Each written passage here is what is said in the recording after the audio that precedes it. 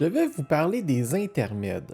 Les intermèdes permettent à votre personnage de faire des actions, d'interagir avec le monde en dehors des parties. Pour en faire, vous devez jouer. Parce que quand vous jouez, vous allez accumuler des points d'intermède et votre première partie du mois va vous en donner 3, la deuxième 2 et toutes les suivantes 1 point. Ça va vous permettre, entre autres, de faire des repos, repos courts, repos longs, et le repos arcanique, qui est une règle, un intermède spécial à cette campagne-là, pour les lanceurs de sorts. Et c'est aussi avec les intermèdes que vous allez pouvoir faire des activités pour acquérir de l'or, parce que vous acquérissez pas de richesse en jouant, c'est vraiment avec les intermèdes, vous allez travailler, faire de la chasse au monde, aux monstres, des quêtes qui s'en viennent, et autre chose. Et c'est là aussi que vous allez pouvoir acheter de l'équipement, en fabriquer si vous avez les compétences nécessaires et les points d'intermède. Alors, c'est souvent une combinaison de points d'intermède et d'or pour faire une activité. Par exemple, nous avons le repos arcanique. C'est pour les magiciens. Ah oui, il m'amène en bas ici. Voilà, ça coûte 1 point. C'est un espèce de repos court, short rest, mais pour les lanceurs de sorts. Ça vous permet de récupérer la moitié de vos niveaux de sorts. Alors, ça peut être assez pratique. On a le repos court qui est aussi 1 point et le repos long qui est 2 points.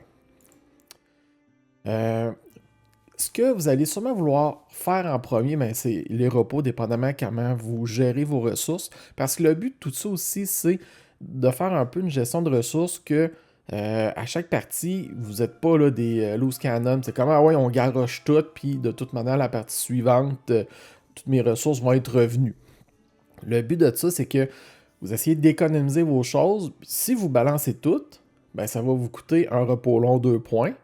Ce qui fait que ben, vous allez pouvoir acquérir moins d'or, moins d'objets magiques, des choses comme ça. Parce que oui, les objets magiques s'achètent avec des points d'intermède ou de l'or si c'est des consommables.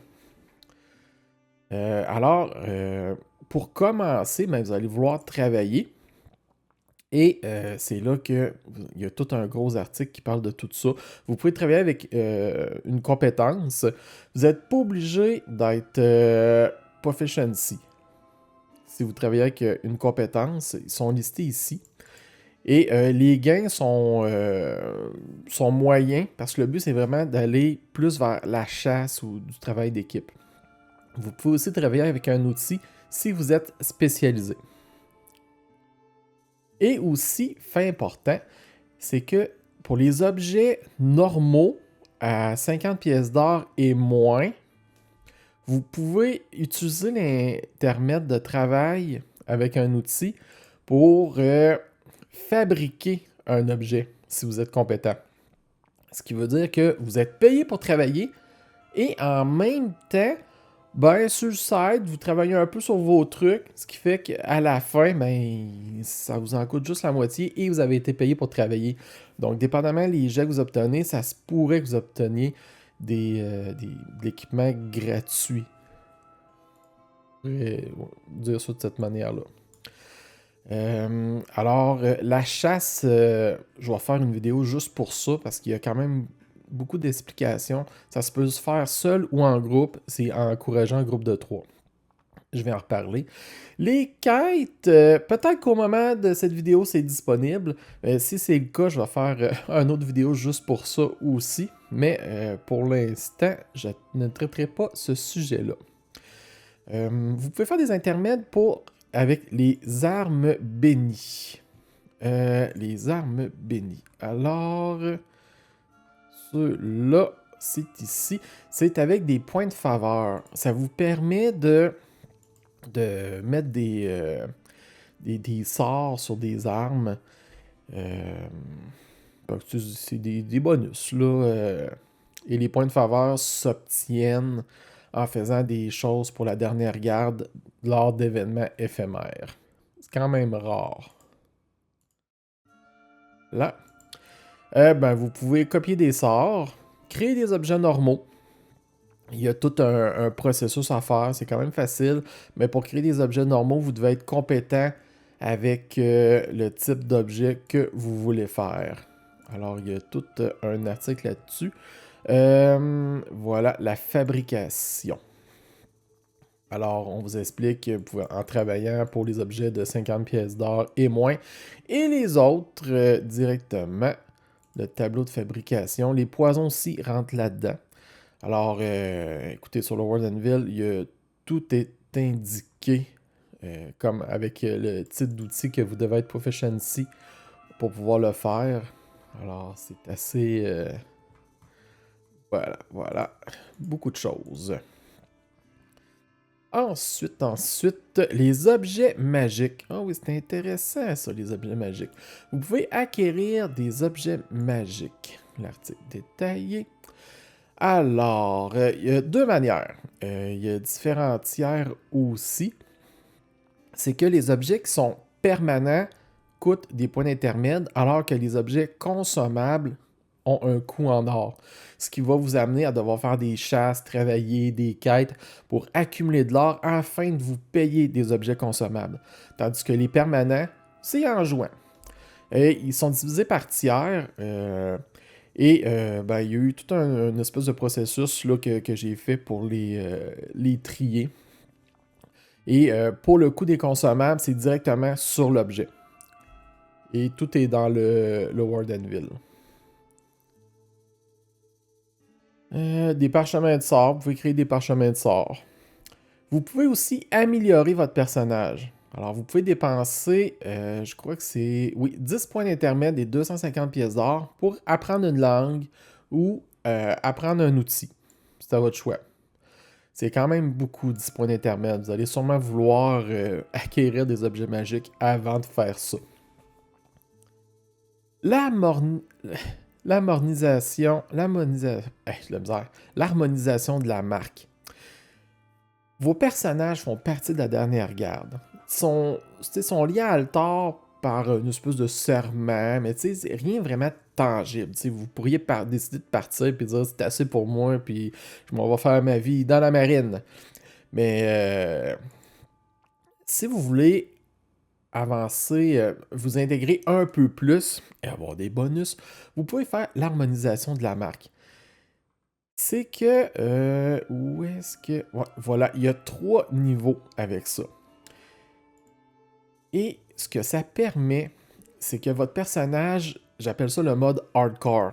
Si votre personnage meurt, il meurt définitivement, il ne peut pas être ramené à la vie parce que il ne fera plus qu'un avec les trames. Il va se disperser, un peu comme les Mayueti, et venir renforcer Altar. C'est vraiment un don qu'il fait de lui-même. Mais en échange de ça, les trames et Altar vont vous donner des choses. C'est ça que le niveau 1, les dons universels s'appliquent au niveau et vous avez différents types de marques que vous pouvez prendre ensuite. Il y en a quand même quelques-unes et puis des fois vous avez plusieurs choix. Donc vous pourriez, mettons que vous prenez la marque du corps niveau 1, vous pouvez soit avoir avantage aux sauvegardes contre les poisons et les maladies, ou contre les habilités qui affectent les points de vie maximales. Vous avez le choix. Donc, vous pouvez faire. Il y a 2 personnages qui peuvent avoir la marque du corps et avoir des effets différents. Et tout ça s'accumule. Ce qui veut dire que quand vous allez. Si vous la prenez au niveau 2, alors vous allez avoir aussi télépathie. Vous pouvez communiquer avec les autres marqués par télépathie jusqu'à 120 pieds. En plus du bonus de l'habilité que votre marque vous accorde. Et même qu'au niveau 3, vous êtes résilient à la mort. Vous avez le choix entre 2 capacités, longue vie. La magie ne peut plus vous faire vieillir. Alors vous allez vieillir 5 fois moins vite. Ou être résilient à la mort. Ce qui pourrait être très pratique quand on dit que votre personnage ne peut pas revenir à la vie. C'est que vous avez avantage aux sauvegardes contre la mort. C'est à ne pas négliger. Alors ça, c'est accessible en tout temps. Aussitôt que vous avez les points, ben, vous pouvez simplement les dépenser là-dedans. La dernière garde. La dernière garde va faire des événements éphémères. Ça se passe surtout en RP. Je vais créer une scène, puis là, on va dire, ben, la dernière garde a besoin de telle chose, qui veut participer.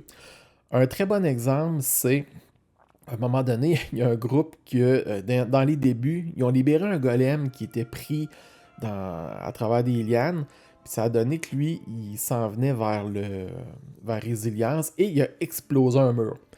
Et là, ça prenait, j'ai créé un événement éphémère pour reconstruire ce mur-là, parce que là, c'était une brèche là, dans les fortifications.